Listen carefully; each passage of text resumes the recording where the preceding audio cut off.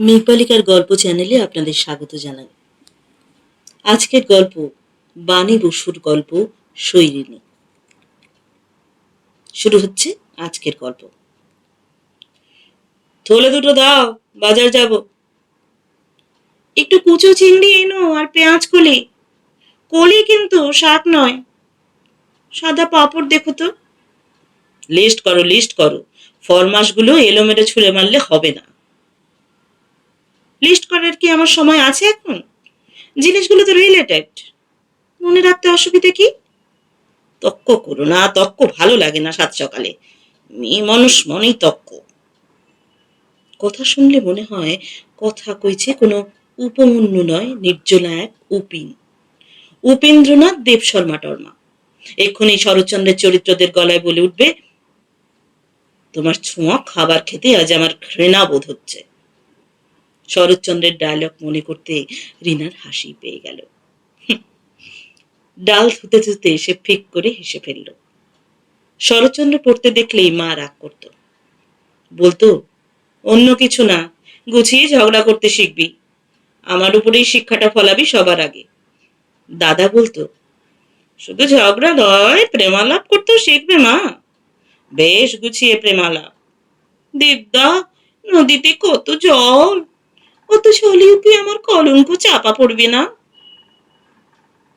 তোরই তো কণ্ঠস্থ মুখস্থ দেখছি, রিনা ঠাট্টা করত। কিন্তু না, শরৎচন্দ্রের প্রেমালাপ রসালাপ নয়। উপেন প্রমুখদের বুড়োটে সেকেলিমিতে উপমন্যু সবাইকে টেক্কা দেবে মনে হয়। আর কি নিরস, কি নিরস! টাকা আনা পাই কিলোমিটার লিটার ছাড়া কিচ্ছু বোঝে না, কিচ্ছু না। ধরো বন্ধুর বিয়েতে ভালো করে সাজলই না, একটা নতুন তাঞ্চুই শাড়ি, গয়না প্রসাধন, আয়নায় নিজেকে দেখতেও দারুণ লাগলো। কেমন লাগছে গো? উপমন্যুর গাঁ ঘেঁষে দাঁড়িয়ে লজ্জা লজ্জা মুখ করে অতঃপর জিজ্ঞাসা।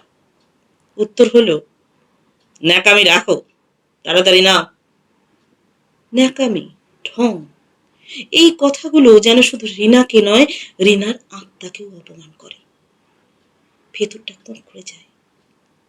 মনে হয় সে নিজেকে যা ভাবছে তা সে নয়। সে যতদূর সম্ভব অকিঞ্চিৎকর, তুচ্ছ। আর উপমন্যু তার জানা বোঝা মানুষ নয়, সে অন্য, একেবারে অন্য। ভয় ভয় চোখে সে চারদিকে তাকিয়ে থাকে। ওই তো খাটের উপর জয়পুরি বেড কভার বিছানো। ভেবেছিল ওটা তাদেরই খাট, কিন্তু তা বোধহয় নয়, ও আর কারো খাট। ওখানে অন্য কেউ শোয়। ওই আলমারি, বইয়ের থাক, পড়ার টেবিল, খাটের পাশে লম্বা এক ফালি কার্পেট, চিনে লণ্ঠনের মতো এই আলোর শেডটা, অনেক শখ করে যেটা লাগিয়েছিল মেম সাহেব নাচা ঘড়ি, যেটা তার রাঙা কাকু বেলজিয়াম থেকে এনে দিয়েছিলেন, এই সমস্তই চূড়ান্ত ন্যাকামি, অর্থাৎ ভান, অর্থাৎ মিথ্যা। কানে ন্যাকামি শব্দটার অপমান প্রত্যাখ্যান নিয়ে রিনা বাইরে গিয়ে দাঁড়ায়। রান্নাঘরের দিকে চোখ পড়ে। স্টিলের কয়েকটা বাসন দেখা যাচ্ছে, ঝকঝক করছে। ক্রিসমাস কার্ডের মতো একগুচ্ছ ফুল আঁকা সাদা উনুনটা ভীষণ প্রিয় রিনার, খুব যত্ন করে ব্যবহার করে। এগুলো এগুলো কি ন্যাকামি? ওই রান্নাঘরের তাক গোছানো, পেতল পালিশ করা, সোডা সাবান দিয়ে রান্নাঘরের মেঝে পরিষ্কার করা ঘষে ঘষে, না, সম্ভবত এগুলো ন্যাকামি নয়। খুব কেজো গোছের ব্যাপার এসব। কাজ করো, খাও দাও, ঘুমো, কাগজ পড়ো, দু চারখানা বই পড়ো, আর হ্যাঁ, রাত্রির বেলা ডাক পড়লে সাড়া দিও। নিভাজ নির্ভেজাল প্রকৃতির ডাক কিন্তু। কেন কেন এমন হলো? বাচ্চারা এলো না বলে? কিন্তু সেটা তো তার অপরাধ নয়, ডাক্তার দিদি বলেই দিলেন কোনো অসুবিধা নেই, কারোরই কোনো ডিফেক্ট নেই। স্পার্মগুলো যে কেন কোনো ওভামকে ফার্টিলাইজ করতে পারছে না, তা ভগবানের বাবারও সাধ্যি নেই বলার। মিস্টার দত্ত, আপনি একটু টেনশন কমান। মিসেস দত্ত, আপনি যেমন ভালো লাগে তেমন করে দিন কাটাবেন, যেমন খুশি থাকবেন। ধরুন ইচ্ছে হলো মাথায় একটা ফুল গুজলেন, ইচ্ছে হলো একদিন রান্না করলেন না, দোকান থেকে খাবার আনিয়ে চালিয়ে দিলেন। অনেক সময় বড্ড গতানুগতিকতার মধ্যে বাঁধা পড়ে যান আপনারা। Please let yourself go, it can make a great difference. তা নয়তো আমি ডাক্তার হয়েও শনাক্ত করতে পারছি না ভাই আপনাদের স্টেরিলিটির কারণটা। ডাক্তার দিদি পারেননি, কিন্তু রিনা বোধহয় পারে। ওই যে উপমন্যুর স্মার্ট, ওরা তো উপমন্যুরই মতো। একই ডিএনএ কোড মেনে তৈরি হয়েছে সেই লক্ষ লক্ষ স্পাম। রিনার গুটি কয় ডিম্ব বেচারার দিকে মাকা হেসে তেড়ে যায়, বলে, ইয়াস, একটা বাচ্চার বডি তৈরি করতে রাজি আছে ঠিকই, কিন্তু খবরদার, নো ন্যাকামি। তার ভেতরে ওভামদের কোঁকড়ে যাওয়াটা আজকাল টের পেতে শুরু করেছে রিনা। তাই কেন তার ঘর শূন্য, এ নিয়ে রিনার মনে খেদ থাকলেও কোনো প্রশ্ন নেই। রুটিন মাফিক খাওয়া দাওয়া শেষ করে ফুস করে একটা সিগারেট ধরিয়ে সোফায় একটু কাত হলো উপমন্যু। এটা উত্তর 40 সাবধানতা, ডাক্তারের পরামর্শ, অক্ষরে অক্ষরে মেনে চলে। সিগারেট আর মদও বারণ, সে বারণটা অবশ্য সে শোনে না। এইবারেই চানে ঢুকবে রিনা। চুল খুলতে খুলতে আর চোখে দেখলো উপমন্যু উঠে পড়েছে। যাক, এবার বেরোবে, বেরিয়ে যাবে। আহ, বেরিয়ে যাচ্ছে। মস্ত বড় একটা স্বস্তির নিঃশ্বাস ফেলে রিনা উপমন্যুর পরিত্যক্ত সোফাটায় বসে পড়ল। শুধু চুলের বিনুনিটি খুলছে না, যেন সারা শরীরে তার অঙ্গের সঙ্গে অঙ্গ, প্রত্যঙ্গের সঙ্গে প্রত্যঙ্গ যে বিমনো ছিল, স্নায়ুতে স্নায়ুতে জড়িয়ে গিঁট পড়ে গিয়েছিল, সেই সব গিঁট খুলছে সে সযত্নে। জট ছড়াচ্ছে, বিলি কাটছে, কি আরাম, কি অসহ্য মুক্তির আরাম। অনাবশ্যক একটা লাফ দিয়ে উঠে দাঁড়ায় রিনা। চুলের ভেতর দিয়ে চিরুনি চালাতে চালাতে আরামে চোখ বুজে আসে। কিন্তু সেই কুড়েমিটাকে এক ভ্রুকুটিতে তাড়িয়ে এসে বাথরুমে ঢুকে যায়। লাল বালতিটাকে কলের তলায় বসায়। তারপর ম্যাচিং লাল মগটা গপ গপ করে ডুবিয়ে এন্তার জল ঢেলে যায় গায়ে। সাবান লাগাতে লাগাতেই যতক্ষণ না সাদা ফেনায় গোটা শরীর ভরে যায়, ততক্ষণ সাবানটা ছাড়ে না। চন্দনের গন্ধে বাথরুমটা ভরে যায়। নিজের ঈষৎ নত বুক তুলে ধরে সাবান দিয়ে ধোয়ার নামে অনেকক্ষণ আদর করতে থাকে সে। অঞ্জলিটা ঝটপট মুঠো করে পদ্মকলির মতো আকার করে দেখে। না, বেশ সুললিত সাবলীল আছে মুঠো। গেট পড়া শক্ত আড়ষ্ট হয়ে যায়নি এখনো। তেমন গরম এখনো পড়েনি, তাই চুলটাও তেমন করে ভেজায়নি সে।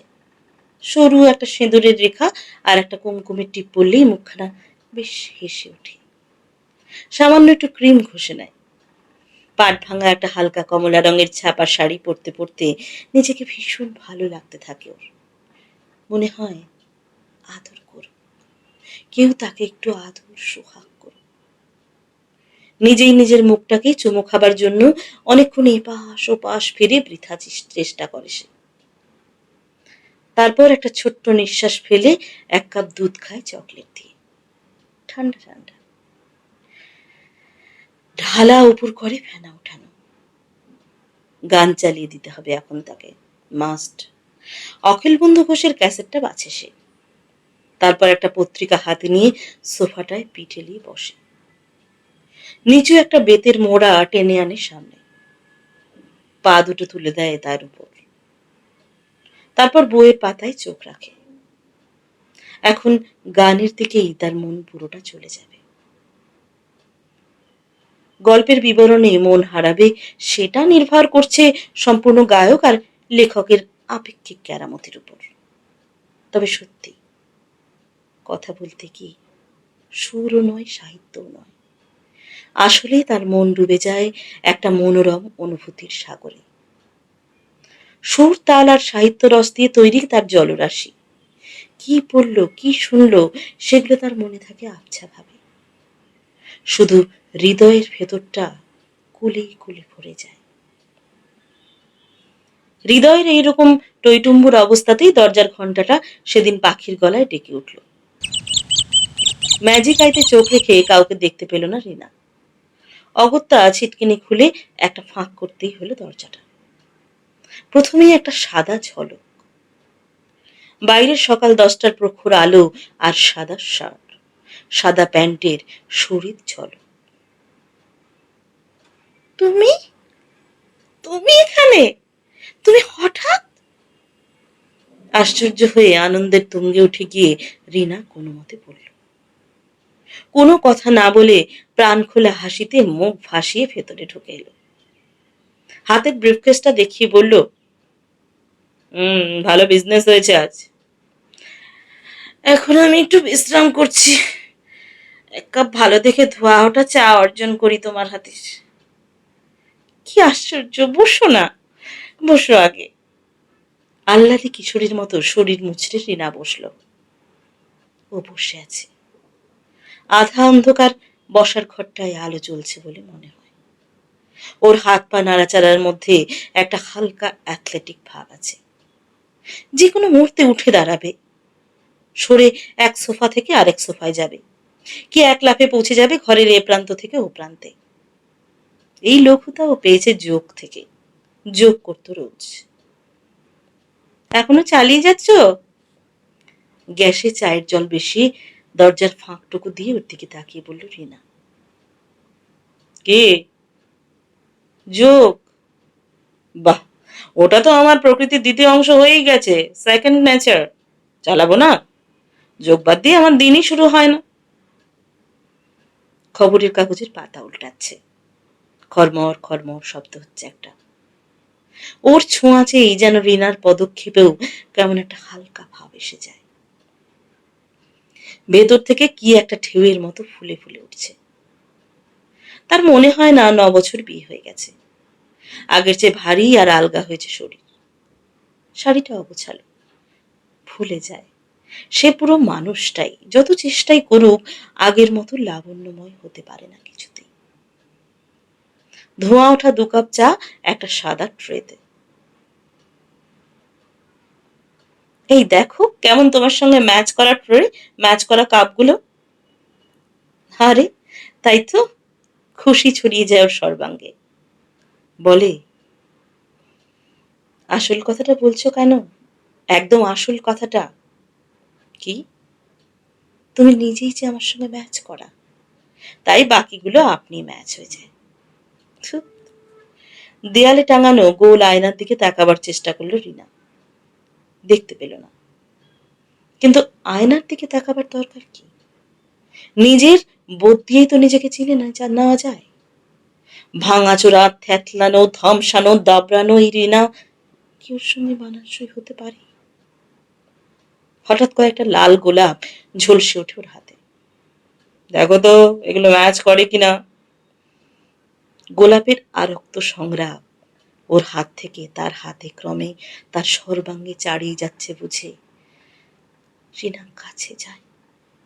ওর আরো আরো কাছে চলে যেতে থাকে। ঘন, আরো ঘন হয়ে যায় দুজনে। ধরা গলায় রিনা বলে,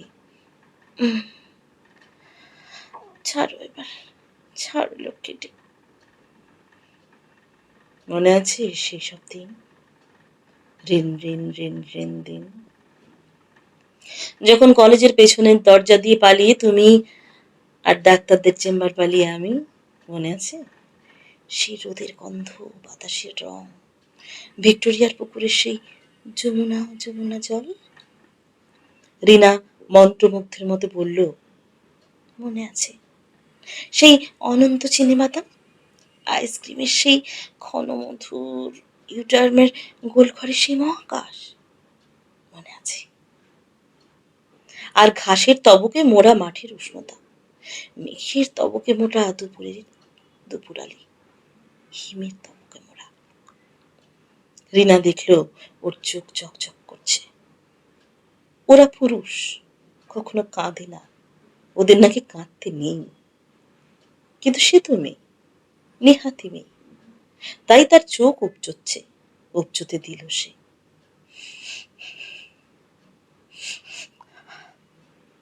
আর তখনই এলো সেই চুমো, যা সকাল থেকে সে নিজেকে নিজে দিতে চাইছিল, ব্যর্থ হচ্ছিল বারবার। জলের ফোঁটাগুলো গাল থেকে বেয়ে এসে ঠিক যেখান থেকে গালের কিনার বেয়ে শূন্যে ঝাঁপিয়ে পড়ে সেই কিনারে। এই কিনার থেকে ও কিনারেই চোখের পাতায় কানের লতিতে, তারপর তারপর ঠোঁটের কুল থেকে মুখের গভীরে ক্রমশ প্রবিষ্ট হয়ে যেতে থাকে। ক্রমশই শেষ বিকেলে এই সমস্ত প্রকৃতি আবির মাখে। ছাতে না উঠলে প্রকৃতি দেখা যায় না এখানে, কিন্তু কেমন করে যে তার নজরে একটা টেলিস্কোপ পেরিস্কোপ জাতীয় কিছু এসে যায়, সে দেখতে পায়। ওপরে এবং নিচে সব, গোটা পরিবার সই যদি হোলির রঙ্গভূমি হয়ে যায়, তো না দেখে উপায় আছে? আসলে প্রেমই আমাদের নিয়ে যায় অন্য ধরনের সুস্বাস্থ্য, যাতে করে শরীরটা থাকে সতর্ক, সবসময় চনমনে। প্রেম আরও তাই এক অদ্ভুত অভিনিবেশ। গোটা পৃথিবীর অন্তর্নিহিত খেলায় পরিষ্কার বোঝা যায় যেন। হঠাৎ যেন একটা শক্ত পাটিগণিতের অঙ্ক সোজা হয়ে গেল। বেশ শেষে এসে ভালোবেসে বেশে সেই সব প্রতিদিনের কর্তব্য কাজগুলো করতে থাকে, যেগুলো ভুতুড়ে রকমের বিশ্রী লাগতো আগে। যেমন বালিশের ওয়ার পরানো, মশলাপাতির কৌটো আবিষ্কার করা, নাতা ফুটিয়ে কাপ অ্যাস্ট্রে পরিষ্কার করা, এবং এবং এবং হঠাৎ টিপ পড়েছে যে বাঁকা চোখে উপিন। হঠাৎ এ সময়ে এত সাজ? পুরো কুচকে উপিন। আশ্চর্য, টিপ না পড়াটা কোনোদিন চোখে পড়েনি, পড়াটাই চোখে পড়ল। টিপ, কপালে হাত চলে যায়। তাই তো, টিপই তো, কালচে ম্যাজেন্টা রঙের একটা টিপ।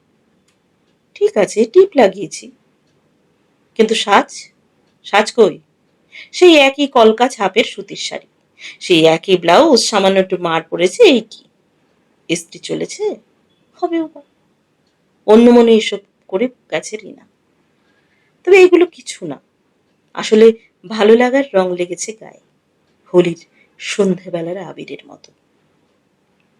খুশির প্রসাধনীতে মুখ হাতের চামড়া মসৃণ হয়ে উঠেছে।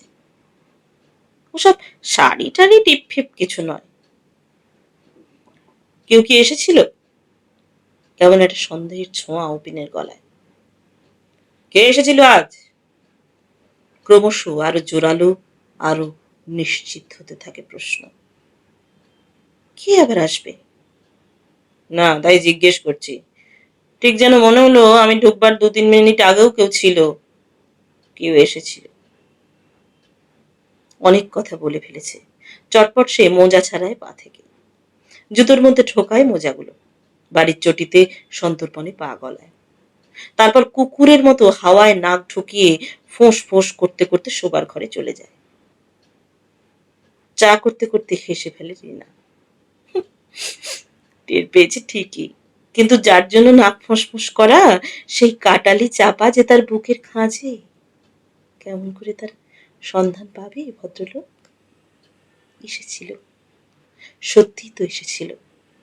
উপমন্যুর অনুপস্থিতির সময়টা ওর প্রেজেন্ট প্লিজ করবার সময়।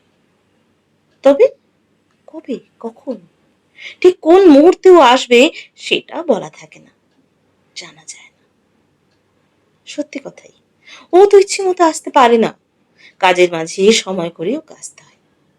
কবে সে সময় পাবে সে কথা কি ওই জানে? হয়তো কোনোদিন একটা শিশির মতো হাওয়া বইল, চৈত্রের শেষের দিকে কি শরতের গোড়ায় যেরকম একটা মন কেমন করা হাওয়া দেয়, রিন রিন ঠিন ঠিন দিন। হয়তো সারা সকাল ধরে নিজেকে প্রস্তুত করলো রিনা। প্রস্তুত মানে কি, সাজগোজ? আরে তুই ঘর দুয়ার গোছানো, ল্যাপা পোছা, দূর দূর। ভালো ভালো টিভিতে দেখানো খাবার দাবার করা, ধুর তো, ওসব কিছুই লাগে না। চোখের কাজলও দেখে না, দেখে চোখের ভেতর। বাড়ির সাজসজ্জার মধ্যেও কিছুই দেখে না, দেখে যেটা তার নাম ছটা, প্রভা, দ্যুতি, রিনা। রিনা নামক মানুষের বিশেষ ঋণাত্বের যে ছটা তার মধ্যে থেকে চারদিকে ছড়িয়ে পড়ে, সেটাই সেটাই ওর অনুভব করে আনন্দিত, অনুপ্রাণিত হয়ে ওঠার অবলম্বন। আর কিছু লাগে না। আর খাবার দাবার, পাছে রিনার কষ্ট হয় অসময়ে খাবার খুঁজতে, তাই ও পেট ভরিয়ে আসে। আর তেমন ভালো ভালো জিনিস খেলে নিয়ে আসে রিনার জন্য। ছি ছি ছি ছি, এমন এক গুছা অর্কিডের পাশে তুমি তেলে ভাজা নিয়ে এলে? আরে তেলে ভাজা বলে কি ফেল না, কাচের কেসের মধ্যে রাখো আগে, কড়া থেকে ঝুড়িতে পড়তে চায় না এমন কার্তিক। তাহলে শোকেসে কোনগুলো যায় শুনি? শোকেসের গুলো বিক্রি না, ওগুলো বিজ্ঞাপন। তা তুমি যদি বলো তো ফিরিয়ে নিয়ে যাই, বেগুনি অর্কিডের ফুল দেখেই তোমার খিদে মেটুক। ইস, ঠোঙাটা দেখি একবার গরম আছে কিনা। তেলে ভাজার সঙ্গে চাটাই জমে, কিন্তু তৈরি করতে একটু দেরি লাগবে, একটু হাঙ্গামা বলে কফির জেদি ধরবেও। এমন করবে যেন কফির জন্য প্রাণটা কাতরাচ্ছে। কফি ছাড়া যেন অন্য কোনো পানীয় বাবু চলে না। তুলনা করছে না রিনা, কিন্তু উপমন্যু, উপমন্যুকে কিছু তৈরি করে দিতেও ভেতরটা ভয়ে ঠিপ ঠিপ করে, কিংবা বিরক্তিতে গাটা কিসকিস করতে থাকে। চাটা কে করেছে? আমি। কেন? চিনি নেই। এই রুটিটা কে শেখেছে? আমি, আবার কে? চামড়া। এই আলুর দমটা কে রেঁধেছে? কেন? নুন বেশি, আলু আর একটু সেদ্ধ হতো। কোনো হোটেলে ফুড টেস্টারের চাকরি নিক না তার চেয়ে। প্রতিটি খুঁটি নাটিতে এত খুঁত ধরবার বাতিক যদি। এত কি খারাপ রান্না করে রিনা? ধরে বেঁধে কোনোদিন রান্না শেখেনি হয়তো, কিন্তু দেখে দেখে শুনে শুনে শেখাও তো শেখা। ভয়ের চোটে না চেখে রান্না নামাতেই পারে না রিনা। চেখে দেখে মনে হয় এই রে, নুনটা একটু বেশি হয়ে গেছে, ঝপ করে একটু চিনি দিয়ে দেয়। আবার চাখি, এই রে মিষ্টি একটু বেশি হয়ে গেল, দিয়ে একটু জল ঢেলে, যা পাতলা হয়ে গেল ঝোলটা। শেষে একটু ময়দা গোলা, একটু ঘি, একটু গরম মশলা দিয়ে গলদঘর্ম হয়ে যে জিনিসটা নামায়, সেটাকে যদি উপেন যাচ্ছে তাই একটা নামে ডাকে, তাকে দোষ দেওয়া যায় না।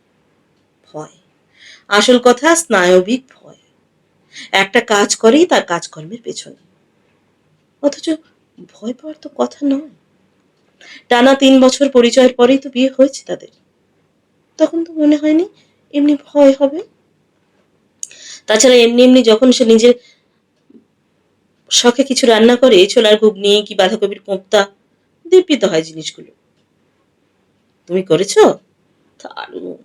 ও তো বলে আমি করেছি বলেই দারুণ নাকি? আরে আমি তো ভাবতেই পারিনি তুমি করেছো।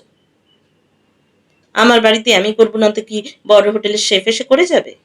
তা কেন, ওইসব হাড়ুর মা নাড়ুর মা থাকে না, ভাবলাম হয়তো তেমন কেউ। তা সে যেই করুক, ফ্যান্টাস্টিক হয়েছে, আর একটা দেখি। আর একটা একটা করতে করতে দুজনে মিলে সব সাবার। ফুড টেস্টার মশাইকে দিয়ে আর যাচিয়ে নেওয়া হয় না জিনিসটা সত্যি সত্যি উতরলো কিনা।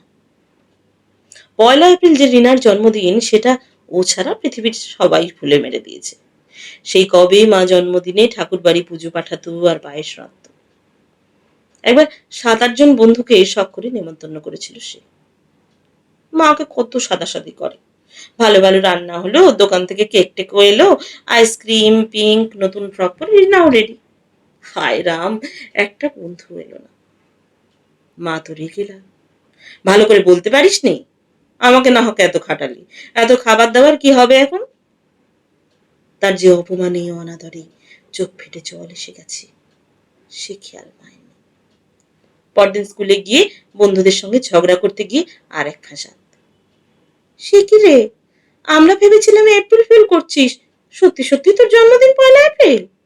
সত্যি সত্যি নেমন্তন্ন করছিলি? মা ভাগ্যিস। ভাগ্যিস কেন? না 8 জনে মিলে ঠিক করেছিল একটা টুপি পাঠাবে, ফুল স্ক্যাপ আর কি। তো শেষ পর্যন্ত সেটা হয়ে ওঠেনি।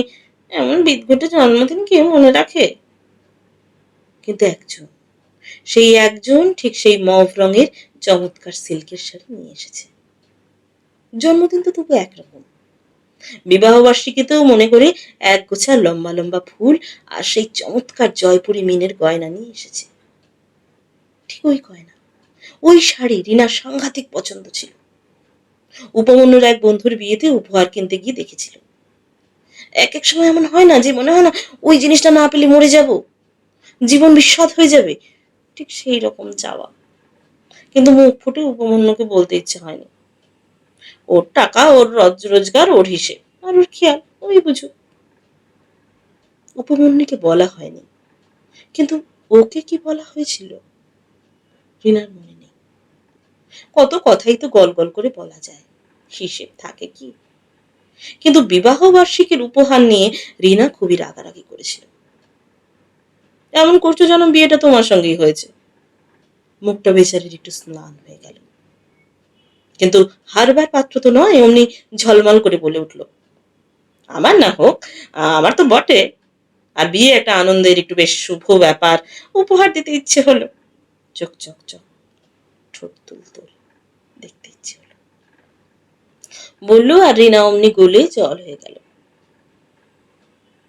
হারুর মা কেউ কি এসেছিল আজ দুপুরে? উপমন্যুর ভাবটা যেন হঠাৎ এই কথাটা মনে হয়েছে তাই এমনি জিজ্ঞেস করছে, কিন্তু ভেতরটা তার উৎকর্ণ উদ্গ্রীব হয়ে আছে।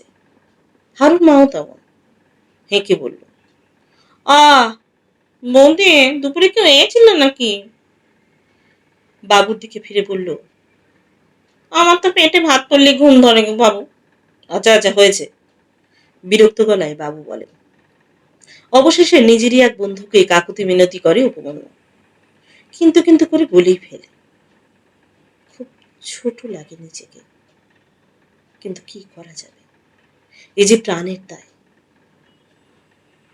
এই বারেন, প্লিজ, তোর কলেজ সকাল সকাল ছুটিও তো হয়, একটু আমার বাড়িটা ঘুরে যাস।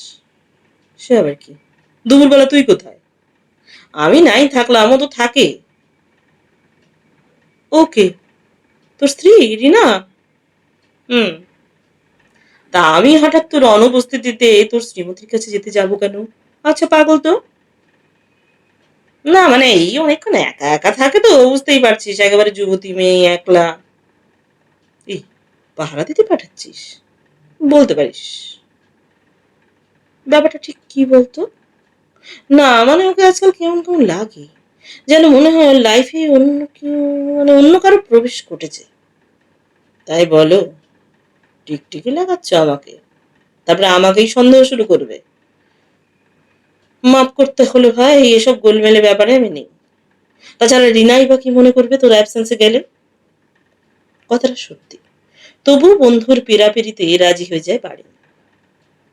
ভর দুপুরবেলা রিনা বেল বেজে ওঠে, খুলে, আরে আপনি, কি ব্যাপার? আলু থালু রিনা বলে ওঠে। আর বলবেন না, সাংঘাতিক জ্যাম, 1 ঘন্টা বসে বসে তিতিবিরক্ত হয়ে ঘেমে নিয়ে নেমে পড়লাম যে কোথাও একটু কাটিয়ে যাই। ভাবতে ভাবতে উপমন্যুর কথা মনে পড়লো। প্রচন্ড তেষ্টা পেয়েছে, কিন্তু 1 গ্লাস ঠান্ডা জল খাওয়াবেন? কি আশ্চর্য, বসুন বসুন। পাখা চালিয়ে দেয় রিনা, ঠান্ডা জল আনে, চা করবে কিনা জিজ্ঞেস করে, মিষ্টান্ন বার করে, তারপর বারিনের আপত্তিতে আবার ঢুকিয়ে রাখে। কিছুক্ষণ গল্প করে তারপর বারিনও কথা খুঁজে পায় না, রিনাও না। বারিন বলে, দেখি জ্যামটা ছাড়লো কিনা। না রে উপমন্যু, ঠিক দুপুরবেলা গেলাম, একেবারে the time for the arrival of পরকিয়া, তো 1.25 ঘন্টা ছিলাম, কই কেউ এলো না তো। তোর বউকে দেখেও তো মনে হলো না কারো প্রতীক্ষা করছে। খুব সভ্য ভদ্র বউ তোর, যাই বলিস। বন্ধুর প্রশংসায় খুশিও হয় উপমন্যু, আবার কোথায় যেন একটু আহত হয়। বলে, এই উপকারটা কর প্লিজ, একটু লেগে থাক। এই আর একবার গেলে কিন্তু আমার সম্পর্কে খুব খারাপ কিছু ভাববে।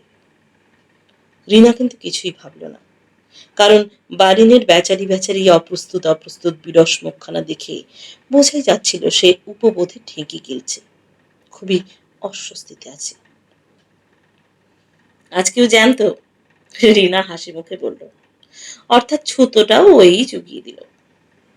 অসুবিধায় পড়লে চলে আসবেন বই কি। জল এলো, শরবত এলো, বিকেল করাতে চাও এলো, সঙ্গে ডালমুট, রসগোল্লা, সোয়াবিনের ঘুগনি। তৃতীয় দিন জল শরবত এসব সরবরাহ করে রিনা বলল, আপনার জন্য কতগুলো পত্রিকা এনেছি, যদি আমি একটু ভেতরে একটু বিশ্রাম করে গিয়ে কিছু মনে করবেন? সে হাতের পাতা দিয়ে একটা হাই আড়াল করল। চতুর্থ দিন হাজার কাকুতি মিনতি করেও উপমন্যু বারিনকে আর পাঠাতে পারল না। তবু তো সন্ধ্যেবেলায় বাড়ি ফিরে বারিন বিষয়ে রিনার মন্তব্যগুলো শোনায়। আজ দুপুরে হঠাৎ তোমার বন্ধু বারিনবাবু এসেছিলেন। তিনি নাকি ট্রাফিক জ্যামে আটকে হাঁপ ধরেছিল। একটু চুপ। তারপরে তাই ভদ্রলোক আমাদের বসার ঘরটা জ্যাম করে দিয়ে গেলেন। হাঁফও ধরালেন ফাও হিসেবে। কেন, তোমার কি কেউ আসার ছিল? উপমন্যুর ধারালো প্রশ্ন। আসবার আর কে থাকবে ভুবন ছাড়া? তা ভুবন তো আর বসবার ঘরে বসে বসে কলতলায় বাসনের পাঁজা নিয়ে। আজ না তোমার বাড়ির বন্ধু আবার এসেছিলেন, অনেকক্ষণ গল্প হলো জানো। তুমি ওর থেকে নাকি অঙ্ক টুকেছিলে স্কুলে পড়তে। মা, তুমি টুকলি? আবার বাড়ি। তোমার বন্ধুর কি আমাকে মনে ধরলো কিনা বলো তো? নিজের ঘরে বউ আনলেই তো পারেন, পরের বউয়ের কাছে গুড়গুড় কেন বাবা? ছি ছি, বাড়িন আমার ছোটবেলার বন্ধু, তা জানো? ছোটবেলার বন্ধুরাই বন্ধুদের বউ নিয়ে বেশি আংলামি করে। ইস, নিজেকে ভাবো কি? কি আবার ভাব, আমি যা তাই, স্রেফ একজন পরের বউ। এখানে প্রতিক্রিয়ার পর বাল্যবন্ধুকে টিকটিকি করে পড়তে পাঠানোটা ঠিক বন্ধু জনচিত কাজ বলে মনে হয় না। তখন উপমন্যু নিজেই হঠাৎ ভীষণ শরীর খারাপের অজুহাতে দুপুর 2:30টার সময় বাড়ি ফেরে। দরজা খুলে দেয় হারুর মা। বলে, ভালোই হয়েছে বাবু আপনি এসে গেছেন। বৌদি ভীষণ বমি করতেছে, খাচ্ছে উগরে দিচ্ছে, যা খাচ্ছে উগরে দিচ্ছে। সে কি, কখন থেকে? কখন মানে কদিন থেকেই এমন করতেছে, ধুম ধুমার বমি। কি খেয়েছিল, ফুচকা টুচকা, আলু কাবলি? কই আমি তো দেখিনি বাপু, দেখো এখন ঘরে যাও। রিনার চোখের কোলে গভীর কালি, কেমন শীর্ণ দেখাচ্ছে। বুকের সামনের কাপড় ভিজে টুসটুস করছে। কি ব্যাপার তুমি? তোমারই বা কি ব্যাপার? বিকেল হতে না হতেই ডাক্তার মিসেস কারনানি বললেন, ওহো, at last, long last mister Dutta, আপনার একটা ছোট্ট অনুপরিমাণ স্পার্ম প্রচন্ড ফাইট করে তার কাজটি করতে সফল হয়েছে। এখন সাবধান, বিয়ের অনেকদিন পরের কনসেপশন তো। কালীপড়া চুপ, কিন্তু উদ্ভাসিত, যেন রাজ্য জয় করেছে। উপমন্যু আড়ে আড়ে দেখে তার বুকের ভেতর পাথর। পাথরগুলোকে ডিনামাইট বিস্ফোরণে উড়িয়ে দেওয়া দরকার, কিন্তু সে পারছে না, কিছুতেই পারছে না। অবশেষে যথাসময়ে একটি সুস্থ সবল 8 পাউন্ডের পুত্র সন্তান প্রসব করে রিনা। কোনো জটিলতা নেই, খুব সহজ নির্গমন। আজকাল চট করে এমনটা দেখাই যায় না, বিশেষ করে এত পরের জাতক। বাচ্চাটার কান্নাটাও অদ্ভুত, যেন কাঁদছে না, গমক দিয়ে দিয়ে হাসছে। উপমন্যু যখন শোনে তার পত্নীর প্রসব ক্লান্তি কেটে গেছে, তখন সে কেবিনে যায়। অস্বস্তিতে নাড়াচাড়া করে উপহারের রজনীগন্ধা। তারপর নিচু হয়ে স্ত্রীর চোখে অন্তর্ভেদে দৃষ্টি রাখে। কঠিন অনন্য স্বরে এতদিনের পুষে রাখা প্রশ্নটি করে, কে বাবা বাচ্চাটার? চমকে ওঠে রিনা, কিন্তু পরক্ষণেই সরিয়ে নেয় শিশুটির জাত বস্ত্রের ঘোমটা। আর সঙ্গে সঙ্গে স্বামীর চোখে লাফিয়ে ওঠে নির্ভুল প্রতিবিম্ব, তার নিজের। জিজ্ঞাসা মুছে যাওয়া, বোকা বনে যাওয়া সেই মুখের দিকে ক্লান্ত চোখে তাকায় রিনা। ফুঁপিয়ে ওঠে বলে, কে আর? এক মিথ্যে মিথ্যে মিথ্যে উপমন্যু। এমন করে বলে যেন একই সঙ্গে তার পুত্র লাভ ও পতিবিয়োগ হলো। শেষ হলো আজকের গল্প। যদি গল্পটি ভালো লেগে থাকে তাহলে চ্যানেলটিকে সাবস্ক্রাইব করতে ভুলবেন না। বেল আইকনটি প্রেস করে রাখুন যাতে সময় মতো আপনাদের ডিভাইসে গল্প কিংবা কবিতার নোটিফিকেশন পৌঁছে যায়। ধন্যবাদ সকলকে, টাটা।